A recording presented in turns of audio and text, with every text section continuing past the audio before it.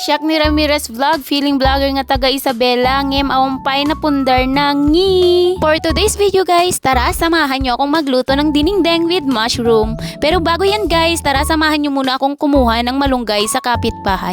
Char! So ayan guys, kukuha muna ako ng malunggay sa tanim nila mama. Alangan naman sa tanim ng kapitbahay na hindi ko kilala. Mamaya mapagalitan pa tayo at mapagbintangan pa tayong magnanakaw. So ayan guys, ang balak kong kunin lang dyan is yung mga tangkay niya. Konting tangkay lang ng malunggay guys. Pero anong nangyari guys? Naputol. So anong gagawin natin? Eh di kukunin natin lahat yan. Alangan naman itatapon natin. Eh di sayang na. Basta nasa probinsya ka, ang daming libreng ulam. Basta masipag ka lang talaga guys. Gaya ng malunggay, nakukuha lang dyan sa kapitbahay. Joke. Magtanim ka din pag minsan. Pinagalamit at amarunggay, tinakaw mo sa amit.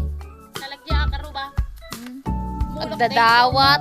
Oh, So ayan guys, yan yung nakuha ni Mr. na mushroom sa lote. Uong ba sa Ilocano guys.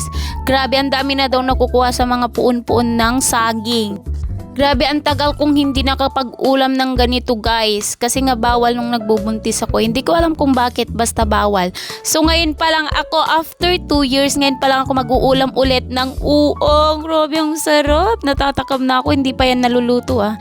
Kayo guys, nag-uulam ba kayo ng ganito? Tapos dyan guys, hinihimay-himay ko na ng maliliit yung uong o yung mushroom na kinuha ni Mr. Salote. Ganyan guys, wag naman isahog ng ganyang kalalaki, dapat himayin din. Dahil umuulan na at kumukulog-kulog na guys, madami nang tumutubong mushroom sa mga puon-puon ng saging ngayon guys. So ayan, may ulam na napalibre na. Hindi na kailangan yan bilihin sa mga pamilihan guys. Sa market, ganon. Nakukuha na lang yan sa bukid. Kung pupunta kayo sa bukid nyo guys. Ayan guys, binabalatan na din pala ni Sarah May yung kalabasa na galing pa sa bukirin ng China. Grabe, ang tigas guys. So ayan guys, si Sarah May daw yung magiging bida sa video na to guys. Siya daw yung maghihiwa ng mga sibuyas. Ayan, hinihiwanan niya yung pangrikado natin guys, yung sibuyas tapos yung bawang. Eh yun lang naman ang rikado, 'di ba? Simpleng-simpleng ulam sa probinsya, dinengdeng. So ayan guys, habang hinahanda ni Sarah yung mga rikado, ayan, nagsalang na ako ng tubig sa malaking kaserola. Tapos pinaghalo-halo ko na din lahat doon guys, yung sibuyas, yung bawang, tapos nilagyan ko na ng bagoong kasi nga dinengdeng yung ating lulutuin. Hindi tayo magigisa ngayon guys. Less mantika tayo. Tapos dyan guys, inuna ko na palang inilagay yung kalabasa guys kasi mas matigas yun kaysa sa uong. Tapos hinintay lang ako ng ilang minuto bago kumulo. Ayan, inilagay ko naman na yung mushroom.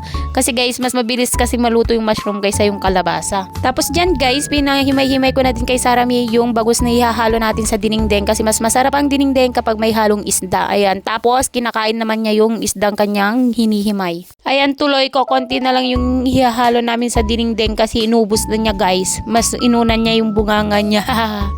So pagkatapos may himay-himay ni Sarah May yung bangus guys, ayan, hinalo ko na din sa dinengdeng na aking nilulutog. Tapos nung kumulo na guys, inilagay ko na yung malunggay. Embes na pareha sana ang halo ng dinengdeng na yan guys, pero wala tayong ampalaya, so malunggay na lang aking hinalo. Tapos dyan guys, kumulo na, luto na. Ang sarap. So hanggang dito na lang guys. Thank you for watching. Bye-bye.